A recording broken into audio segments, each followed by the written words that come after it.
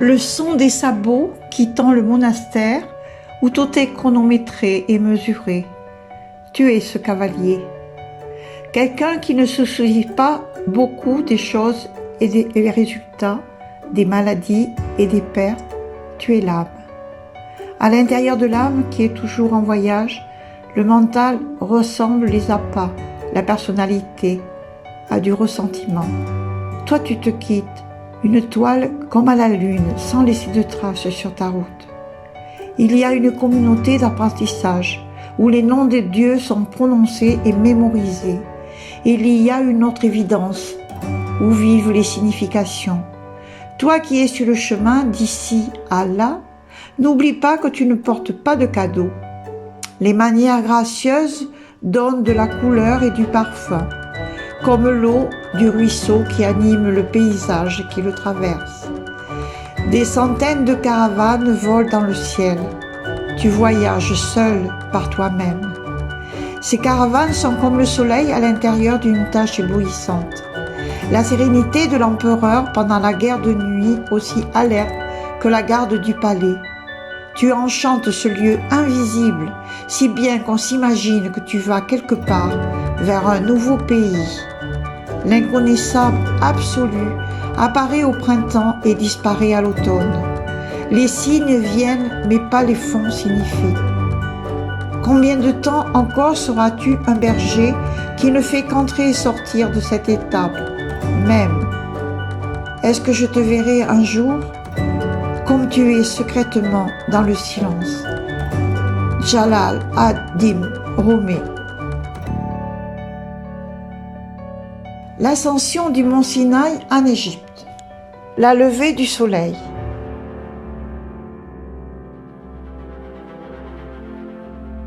Le mont Sinaï surplombe le monastère de Sainte-Catherine en plein milieu d'une zone montagneuse désertique. Il culmine à 2280 mètres d'altitude et c'est un lieu de pèlerinage célèbre puisque c'est l'endroit où Dieu aurait dicté les 10 commandements à Moïse. L'ascension de ce mont est à ne pas manquer sous aucun prétexte et accessible à presque tout le monde. Il faut compter un peu moins de 2 heures. La première partie se fait sur un sentier en pente relativement douce, bordé par des vendeurs de thé et des loueurs de couvertures, parce que là-haut, il fait froid. Pour les moins courageux, il est possible d'avoir l'aide d'un dromadaire pour ce premier tronçon. C'est pour les derniers 300 mètres qu'il faudra fournir le plus d'efforts. En effet, il faut gravir plus de 700 très hautes marches en pierre pour atteindre le sommet. Vos cuisses risquent de chauffer, mais la récompense est de taille. Il est recommandé de s'arranger pour arriver aux 2280 mètres au lever du soleil ou au coucher du soleil. Nous avons fait les deux. Les couleurs ocre et rosées des montagnes vous offriront un panorama exceptionnel. Pour cela, je garde un excellent souvenir de cette ascension et de l'ambiance qui y règne dans ce paysage lunaire. Il faut absolument prendre avec soi des vêtements chauds. Il fait très froid en altitude, dès que le soleil n'est plus présent, ainsi qu'une lampe de poche pour s'éclairer sur le sentier. Nous étions pleins d'enthousiasme, notre groupe, pour effectuer l'escalade du mont Sinaï, qui en réalité ne se fait pas comme une simple montagne. Et nous sommes convaincus de le faire différemment en pensant aux anciens qui ont foulé cette terre et qui ont déposé en tant qu'ancêtres spirituels une influence hors norme d'expérience, de pensée, de philosophie. C'est en grimpant pas à pas que je fus inondé d'un frisson de cette expérience merveilleuse et légendaire. Nous étions pétrifiés de froid, mais ô combien nous nous blottissions dans les bras les uns des autres pour nous réchauffer, mais l'expérience fut unique. Le lever du soleil. Le coucher du soleil sera une autre vidéo au mont Sinaï. Cet endroit très particulier, majestueux, d'une beauté impressionnante, incomparable, nous pousse dans la contemplation de la beauté de ce qui est exposé devant nos yeux. Le lever du soleil serait peut-être plus puissant, qui m'a laissé une image indélébile dans mon esprit.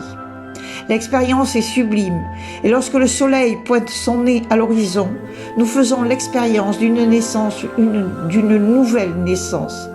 Nous assistons à un accouchement du soleil et de son enfant.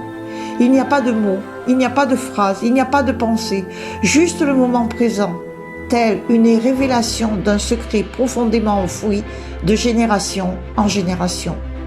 J'ai eu la grâce et immense possibilité de le vivre, juste le concret de l'expérience. Nos ancêtres spirituels qui ont vécu sur cette terre et qui ont escaladé cette montagne de 2280 mètres, je pense à eux et je les honore. Je pense aussi à leur regard qu'ils ont pu poser sur ce lever du soleil inoubliable. On comprend que Moïse a vécu une transcendance et on comprend que notre groupe là-haut a vécu une transcendance. Car c'est cela que nous vivons. Le coucher du soleil est très joyeux. Nous plongeons à l'intérieur de nous pour nous nicher. Je fus impressionné et je le suis encore en ce jour. C'était en 2008 et nous sommes en ce jour en 2021. Combien de pèlerins ont foulé de leurs pieds ce sentier conduisant à l'insondable? J'ai l'impression que c'était hier.